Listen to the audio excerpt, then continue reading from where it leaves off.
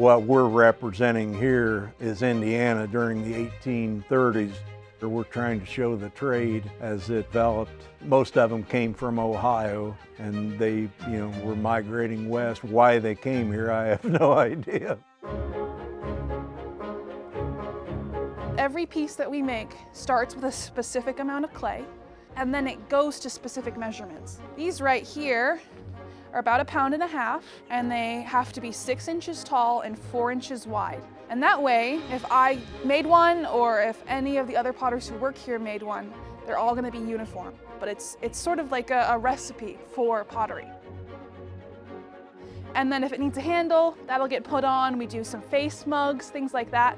We'll let them dry usually a week to 2 weeks before they go into a kiln, and that's because moisture, when it gets hot enough, is going to turn to steam, and it's going to want to expand. And if that object that moisture is trapped in is turning to stone, essentially, it's not going to want to expand with the steam.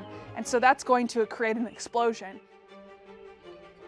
We take all of our pottery and we stack it rim to rim really carefully, sort of like a puzzle to fit everything together. Generally, I like to put the bigger pieces in the back because they won't get blasted by the heat as you build your fire first. A little pieces can take that a little better.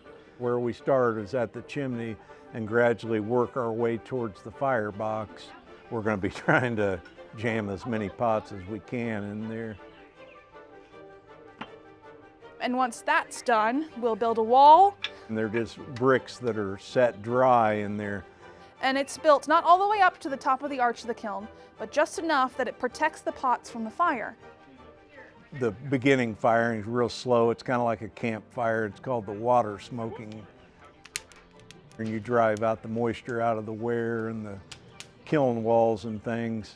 Come back early tomorrow and we'll start burning all this wood here that you see. The object is to get to around 2,300 degrees. When you're throwing wood in there, a lot of times you'll throw it in a little too high or something. Well, the bag wall will keep you from throwing the wood, directly into the ware. And because the ware is stacked up kind of like a house of cards in the kiln, you knock one stack of pots over, it's going to lean into another and then into another, and you've just got a mess in there. Protects them from getting licked by the fire too much, because if they get hot too quickly, they can get shocked and get cracks. And the bag wall also contributes to the downdraft effect in the kiln. It'll push the flame up, and then it'll have to get pulled back down by the chimney so the flame actually stays in the kiln. There's a chimney that pulls all that heat and that ash up and across, because some of that color from the glaze is the ash. We don't want too much because it'll start to actually condense and drip. That ash helps create some of that really interesting variation in color, and so that chimney helps pull that up and out.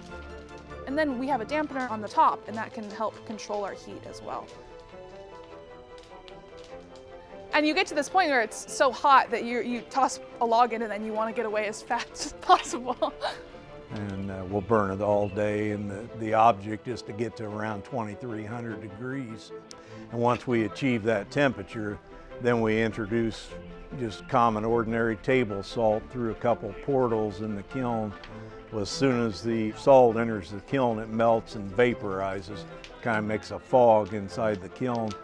At that temperature, as that sodium from the salt reacts with the alumina and silica in the clay, it bonds as a glass, so it's not something you dunk the pots in or anything. It's actually a vapor glaze. So it's sealed, so it's no longer porous, and it can be eaten off of and cleaned really easily.